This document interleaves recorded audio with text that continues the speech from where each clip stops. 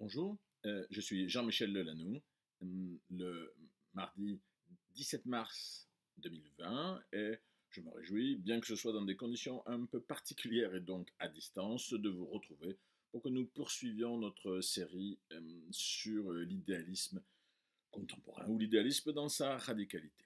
Nous avons laissé suspendues deux interrogations. La première, ce qui est véritablement la plus pertinente ou la plus décisive, inaugurale même, l'idéalisme comme désir d'infini peut-il être cohérent? Peut-il montrer qu'il ne bute sur aucune aporie? La radicalité de son exigence de libération enveloppe cependant, comme nous l'avons également vu, deux difficultés. Ces deux interrogations portent, tout d'abord, sur ce qu'étant nous-mêmes, semble-t-il, finis, nous ne pourrions désirer l'infini. Autrement demandé, n'y aurait-il pas une incompatibilité, le désir d'infini ne pouvant nous convenir? Ou, plus directement, le désir d'infini n'est-il pas vain, au sens de vide, absurde, dangereux même, comme le soutenait Hegel? Décrire l'infini, désirer, pardon, l'infini, n'est-ce pas refuser le fini? N'est-ce pas refuser par là même ce que, semble-t-il encore, nous suspendons l'affirmation dogmatique, ce que nous sommes? Mais car précisément, sommes-nous finis? Et si c'est le cas, factuellement, comment le sommes-nous? En une seconde perspective, nous avons soutenu que pour un idéalisme radical, le désir est principe. Nous trouvons le principe de tout être, son origine, dans le désir. S'il en est bien ainsi, s'il est bien premier, comment alors, la question est difficile, comment alors de lui l'être apparaît-il? Comment, autrement demandé, élucider la production de l'être, c'est-à-dire de la réalité comme telle et de tous les êtres à partir du désir?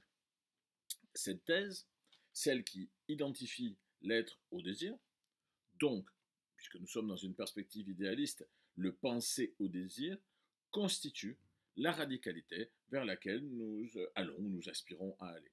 Plus encore, cette identification du penser au désir distingue l'idéalisme qui aspire à sa radicalité de l'idéalisme impuissant ou représentatif de l'idéalisme qui inéluctablement se subordonne au fini.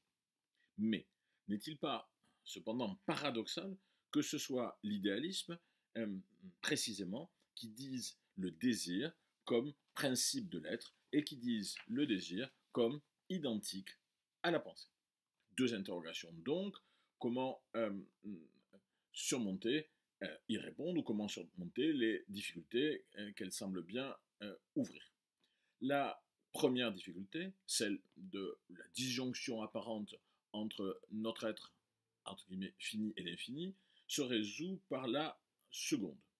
Nous ne sommes pas, tel est ce que le principe du désir aspire à nous apprendre, nous ne sommes pas essentiellement ou naturellement finis. Je rappelle que nous avons abondamment développé le refus de tout naturalisme aristotélicien. Comment sommes-nous finis? Eh bien, nous le sommes simplement par l'effet du désir. Le fini n'étant rien substantiel ou premier, il est un produit désiré. Nous le sommes bien, mais simplement de manière advenue et relative. Nous sommes finis parce que précisément le désir, lequel nous allons le voir, le désir nous fait tel. Nous sommes finis de par la puissance originaire du désir qui n'est pas d'abord et initialement dépendant de quelque détermination que ce soit. C'est ce que je voudrais élucider, esquisser en tout cas, dans la séance d'aujourd'hui. En affirmant, comme nous l'avons fait, la priorité du libre, nous avons exclu deux thèses. Je rappelle cette critique initiale et fondatrice pour commencer. Nous avons exclu que l'être soit pensé comme premier, ce qui est la thèse fondamentale de l'aristotélisme et de toute philosophie qui consent aux positions d'Aristote. La passivité n'est pas originaire. L'être n'est pas donné à lui-même dans une genre de proto-facticité ontologique. Il ne se découvre pas tel. Cela est inacceptable, illégitime, faux. Mais nous avons admis également que l'être ne pouvait pas se recevoir lui-même comme une passivité d'une autre instance. D'un mot, l'être n'est pas le produit d'une relation extérieure. Pour le dire plus directement, il n'est pas le produit d'un créateur. Nous ne sommes plus exactement dans un néo-aristotélisme, mais la thèse, le concept, ou plutôt la métaphore de la création, le retrouve, et en retrouvant l'idée d'une naturalité. L'affirmation d'une création a deux conséquences. La première, que le producteur ou créateur est lui-même donné à lui-même, c'est-à-dire qu'il est passif à son propre égard et qu'il est producteur en étant producteur, dans une pleine identité. Mais cela conduit également à reconnaître que ce qu'il produit, ou la créature, est également un être fait, donc passif. C'est-à-dire que nous avons dans cette relation entre un créateur et une créature, nous avons deux natures, deux passivités qui définissent chacune une nature et qui se trouvent dans un rapport d'extériorité, l'une relativement à l'autre. Quelle est la possibilité pour ne pas penser la passivité première? Quel est donc le statut de l'être quand la passivité n'est plus originaire? Alors, on peut dire, il faut même dire, que l'être est l'effet d'une autogénération. Comment comprendre ce processus d'autoproduction ou de production de soi? Cela n'est possible que dans l'affirmation de la priorité du désir, de la priorité de la puissance du désir, de son activité sur toute détermination. Pour le dire plus simplement encore, il n'y a pas d'être avant l'exercice du désir, avant une puissance qui s'exerce originaire, première. Quel est l'être? Quelle est la détermination ontologique? De n'être rien d'autre que l'exercice de cette puissance. Le désir, ainsi, n'est pas une détermination particulière et postérieure qui s'ajouterait ou qui qualifierait un être déjà donné. Désir et être sont le même dans une pleine identité. Être, c'est se faire, et se faire, c'est strictement se désirer. Il n'y a d'être que par le désir. Ce qui signifie que le désir ne suit pas, au sens ne vient pas après et ne dépend pas, le désir ne suit pas de l'être, il est premier. Par là même, parce qu'on pourrait également demander ici, qui désire, à qui attribuer, à quelle identité attribuer ce désir? Eh bien, la question qui désire n'est pas maintenant pertinente. Pourquoi? Parce qu'aucune identité ne précède l'exercice du désir. Aucune identité n'est encore par lui produite. On ne peut pas attribuer le désir, c'est-à-dire le lier à une substantialité ou à une identité, ce qui reviendrait, dans un geste naturaliste, à nouveau, à le faire dépendre. Dire le désir premier, c'est le dire libre de l'être, non lié. Une puissance qui s'exerce que rien ne une puissance qui s'exerce que rien ne précède. Qu'en découle-t-il? Une ontologie du primat de l'activité. La possibilité par là même de penser l'être à partir du libre. Nous l'avons vu dans la séance précédente. L'être est l'exercice du désir, c'est-à-dire qu'il est le désir qui s'exerce. Il y a une apparente subtilité, ou il y a une apparente rhétorique ici, mais il faut bien juste saisir ce point. L'exercice du désir, c'est cela, l'être véritable. Il n'y a pas d'être antérieurement ou indépendamment de cet exercice. Être, dans une pleine et adéquate identité, être, c'est être désiré. Ou encore avec le réflexif, être, c'est se désirer.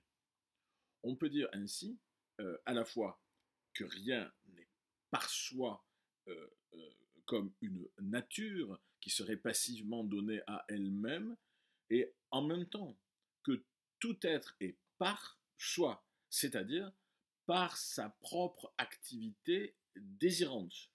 On peut dire ainsi que tout être est résultat, production de soi, je disais tout à l'heure, autoproduction. Que peut-on, dans une telle perspective, penser?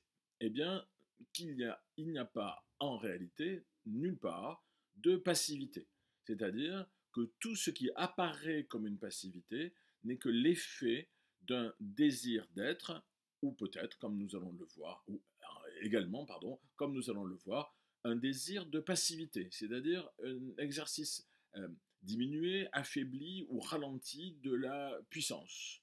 L'ontologie de l'idéalisme, me semble-t-il, c'est celle qui accepte que non seulement l'activité soit originaire, que tout soit activité, même si cette activité n'est pas explicite, n'apparaît pas à la pensée ou ne se reconnaît pas comme telle. Mais désirer, c'est s'exercer. La puissance du désir se donne une détermination en s'effectuant. Par là même, désirer, c'est se faire soi. Le désir qui s'exerce, je souligne le réflexif, le désir qui s'exerce se détermine. Et il se détermine en son exercice. Son exercice est sa détermination. On pourrait demander que désire le désir? Ou que produit-il? À la première interrogation, la question est déjà résolue. Le désir ne désire rien qui le précède, rien en dehors de soi, rien qui serait avant lui. Donc, ce que désire le désir, c'est lui-même, c'est-à-dire s'exercer. Et donc, découle de la réponse à la seconde question, que produit-il? Son propre exercice. Mais par là même, il se fait être, puisqu'il n'y a rien d'autre que cet exercice. Il se donne à lui-même son être. Mais alors, quel être? Eh bien, il faut comprendre celui-ci comme son identité. Le désir se donne une identité en s'exerçant. Et cette identité, elle n'est rien d'autre que lui-même. Mais alors, la question devient, qu'est cette identité? Quelle est-elle? Qui est le résultat de l'exercice, de cet exercice? Qui se fait-il être? Eh bien, d'abord, je vais insister sur le réflexif, se déterminer, c'est se faire soi. Se déterminer, c'est s'identifier en tant que soi. Le désir produit soi comme son exercice. Mais quel est le rapport entre le désir et soi? Y a-t-il une stricte identité? Assurément, parce que le désir est une réflexivité dans son exercice. Et cette réflexivité, se déterminer, c'est cela la réflexivité, cette réflexivité, elle est pour lui constitutive, elle est pour lui absolument intrinsèque. Désirer, c'est se désirer, et donc se donner une identité. une identité. Mais en même temps, c'est ce savoir. Cette identité, elle n'est pas obscure, elle n'est pas opaque, elle se sait elle-même. Je m'arrête une seconde pour souligner donc tout être est en désir, tout être est un soi, et, nous le verrons ensuite, selon des modalités diverses, tout être est un soi qui se sait, qui se connaît lui-même, même si cette connaissance n'est pas nécessairement intellectuelle ou transparente ou être, mais nous allons le retrouver un peu plus loin. Être, c'est s'identifier. S'identifier, se donner à soi-même son identité. Laquelle, demandai-je? Que désire-t-on être? Qui désire-t-on être? Qui est cet exercice du désir? Il y a ici une différence, et il faut le reconnaître, une pluralité, et c'est une pluralité hiérarchique dans l'exercice du désir. En effet, il se fait être de manière plus ou moins puissante, plus ou moins impuissante, plus ou moins forte, plus ou moins faible. Il y a une grande ampleur, une très vaste ampleur de cette hiérarchie des degrés d'exercice du désir. Il se fait tout d'abord, c'est là le point le plus important, il se fait tout d'abord dans son infinité, dans son immensité. Il faut souligner que se faire, c'est précisément se savoir. Le désir qui s'exerce se rapporte à soi, sur le mode d'une identité avec soi, ou plutôt sur le mode d'une réflexion de soi qui n'est pas séparatrice, qui n'est pas extériorisante. S'exercer pour le désir, c'est se savoir de manière immédiate, interne et immanente. Mais ce savoir, c'est précisément se penser, se connaître et se penser. En ce sens, je retrouve et nous retrouvons ce que nous avions simplement présupposé au début, une identité entre le désir et le penser. J'emploie, il est vrai, le plus souvent le terme de penser avec, dans le verbe pour souligner son activité. Une identité donc du désir et du se savoir désirant. Et par là même, ce savoir est originaire. Dans l'affirmation idéaliste, le savoir est strictement premier. Ou plutôt, vous vous souvenez, j'ai à plusieurs reprises référé à la formule qui nous est restée de Parménide, être et penser sont le même, très souvent reprise dans une perspective post-platonicienne, mais on peut dire également ici, en développant un petit peu la formule, que être et désirer sont le même, et que désirer et penser sont le même. En un sens, que le désir en se désirant, à la vérité, dans son essentialité, le désir en se désirant ne désire rien d'autre que penser.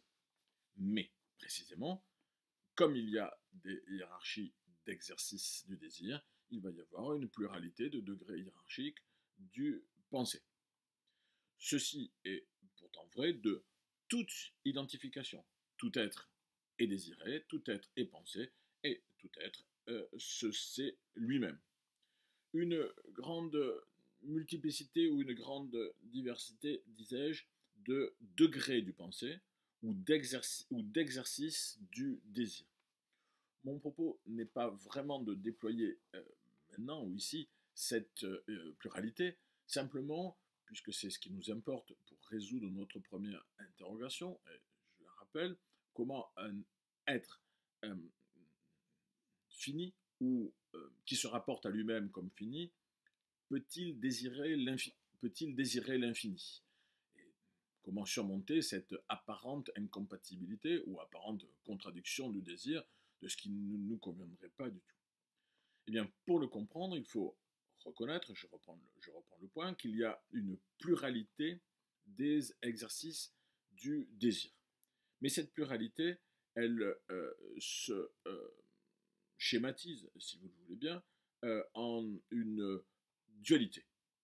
La diversité des exercices, la diversité se ramène à proprement parler à une hiérarchie ontologique ou différence et hiérarchie ontologique particulièrement nette, peut-être, je le reconnais, j'en suis désolé, un peu schématisée.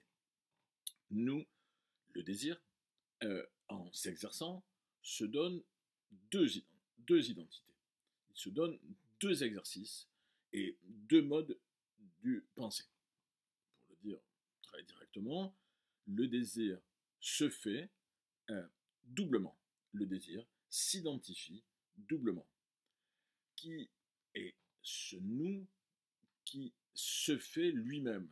Qui est ce désir? Quel est ce désir qui se produit en tant que nous? Et comment cela peut-il être doublement? Comment avons-nous? Dorénavant, chaque fois, on entendra la question qui cachée derrière cette affirmation nous, comme le disait Plotin. Comment pouvons-nous avoir deux identités? Quelles sont-elles? Comment sont-elles en relation l'une avec l'autre? Sont-elles disjonctives ou sont-elles contemporaines? Le problème de la temporalité est caché là derrière. La pluralité d'identité ou la pluralité de moi, si je puis dire, nous pouvions la lire dans un philosophe récent, il est vrai fortement inspiré de Plotin, qui est Bergson, qui fait dans l'essai sur les données immédiates de la conscience une très nette différence entre un moi superficiel, c'est-à-dire extérieur et relatif, et un moi profond, c'est-à-dire immanent et absolu. Je ferme cette parenthèse, nous pourrions relire Bergson.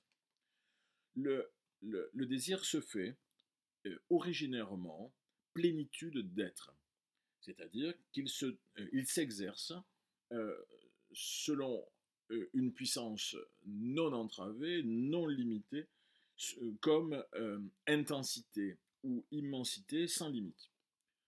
Je veux dire autrement, le désir donc se détermine lui-même infini. Et il se fait par là même tel.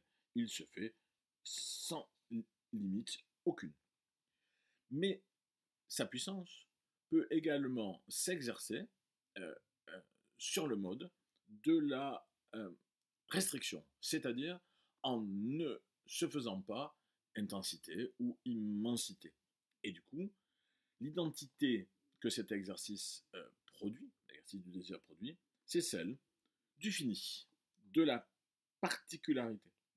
Le désir peut se produire en un exercice faible comme désir de faiblesse. Le point peut-être le plus difficile sera ultérieurement de comprendre d'où vient qu'il y ait deux exercices du désir, qu'il y ait deux identités. Pour le dire encore plus simplement, d'où vient qu'il y ait un autre exercice que l'immense, l'intense ou l'infini. Pourquoi, puisque ce sera une question très difficile que celle du motif, pourquoi y a-t-il un désir fini ou plus précisément un désir du fini? Pourquoi y a-t-il un désir de se faire individu particulier, restreint ou déficient? Comment comprendre que le désir puisse ne pas s'exercer uniquement ou exclusivement selon son originaire immensité? Mais avant d'en venir à cette interrogation qui est plus difficile, celle donc de l'origine finie, qui sera également l'origine du mal ou l'origine de l'existence, bien que je n'identifie pas ces trois termes, il me faut revenir une seconde sur la première identité que l'exercice du désir produit, que nous, par là même, nous nous donnons. En quoi, tout d'abord, et en quoi précisément, est-elle première? Qu'est-ce qui me permet de dire la première identité? C'est un critère ontologique, c'est que cette identification, je dirais souvent identification, à nouveau pour insister sur le primat de l'activité. Cette première identification est, en tant qu'originaire, celle de la plénitude de son exercice. Un exercice sans réserve, un exercice dans absolument l'infinité. Le désir s'auto-produit comme ne manquant de rien. On a compris que le désir n'était pas une aspiration vide ou une aspiration vaine à quelque chose qui serait antérieur à lui et qui lui manquerait. Cela n'est vrai que dans le désir fini. Le désir, dans sa puissance ontogénique, s'exerce comme illimité, sans restriction ou sans déficience. Il accomplit parfaitement la puissance de désirer. Et par là même, il ne se fait, puisqu'il ne peut pas l'être en soi, il ne se fait dépendant de rien. Pour l'élucider, je pourrais dire a contrario que le désir ne se désire pas d'abord impuissant. Il ne se désire pas d'abord fini ou relatif ou dépendant. Le désir se fait ainsi être véritable. Il se fait dans la plénitude substantielle, ou plutôt dans l'identité de la plénitude substantielle et de l'activité, la substance n'étant rien d'autre que la pleine activité. Quant au mode du penser, il faut dire qu'il se fait pleinement intellectuel. Il se fait sur le mode du pensée véritable ou pensée pure, qui ne dépend de rien, qui n'est limité par rien et qui n'est restreint à rien, qui n'a donc pas d'extériorité. Il se fait comme vérité. Et il ne faut pas entendre ici vérité au sens du fini comme relation à quoi que ce soit d'autre que lui-même, mais vérité comme la plénitude de son affirmation. Qu'est-ce que penser ainsi désigné? Qu'est-ce qu'un pensée substantiel ou une vie intellective substantielle? Comment surtout pourrions-nous demander instantanément comment le dire, comment le décrire? Parce que de fait, ce pensée dit, énoncé, en l'absence de son expérience. Il est tout autre, originaire par rapport à la représentation finie. Et bien précisément, on peut espérer le désigner par distinction. Ce que le philosophe revient au point de vue du fini, là il le faut, ce que nous éprouvons, ce que nous connaissons, sur le mode de la représentation ou sur le mode de la conscience, n'est peut-être pas, n'est assurément pas le pensée véritable. Cette représentation ou cette conscience n'est que le pensée dans sa modalité relative, advenue et déficiente. La thèse véritable de l'idéalisme, c'est que l'on ne peut pas, on ne doit pas prendre le pensée fini comme fil conducteur ou comme principe, comme ce à partir de quoi l'on voudrait dégager l'essence du pensée.